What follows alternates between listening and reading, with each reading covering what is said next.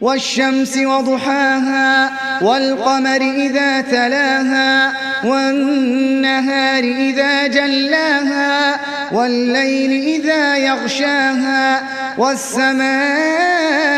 وما بناها والأرض وما طحاها ونفس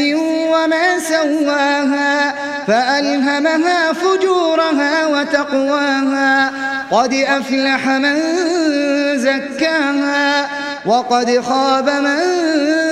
دساها كذبت ثمود بطغواها إذ انبعث أشقاها فقال لهم رسول الله ناقة الله وسقياها فكذبوه فعقروها فدمدم عليهم ربهم